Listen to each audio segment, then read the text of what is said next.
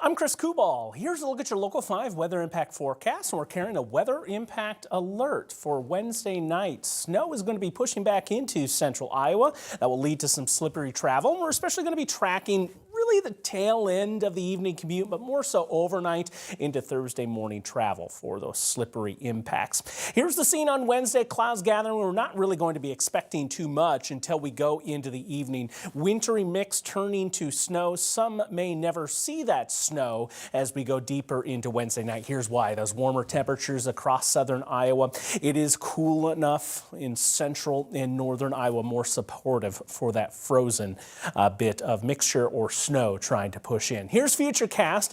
As we go into Wednesday morning, there will be some clearing. Temperatures will drop, but clouds will quickly return as we pass noon. Going through the afternoon and evening, those clouds thicken up. Here's the onset with Futurecast here. Snowflakes trying to fly across central and northwestern Iowa. Watch that southern edge. There will be a mixture that tries to get going of rain and snowflakes. And with that mixture and those warmer temperatures, will struggle to accumulate over southern Iowa. Continuing on overnight, we'll see things wrap up by 2 o'clock. This is not going to be a long-lived duration snow type of a setup, but there will be some pockets where that snow will be a little bit heavier in intensity. This is going to leave us with a more concise band of snow rather than broad and widespread.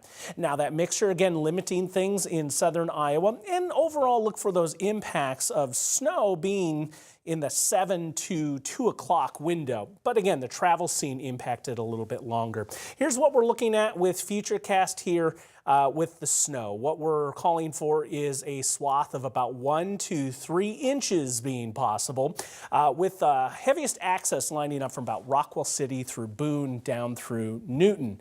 And there's possibility that we do exceed 3 inches if you catch one of those more intense bursts that I was talking about, and that may lead to some of those higher end totals just barely exceeding that range. Condition yellow travel Wednesday night into Thursday morning as those conditions do linger just a little bit, but should be a sharp turnaround thereafter as we see temperatures sharply warm through the day. After starting at 25 on Wednesday, we'll bounce back to 36, but there will be 40s in southern Iowa. Now temperatures for Thursday going into Friday, highly dependent on the snow. If you have snow on the ground Thursday afternoon, you'll be on the cooler side. Now on Friday, there is an expected brief warm-up coming into play. Now, how quickly will that snow melt away? There's some signal of some of it lingering, and if it does, it will stifle those temperatures. But taking a look at some of those marks there that you saw there briefly, yeah, there's potential for 60s as we move into Friday afternoon.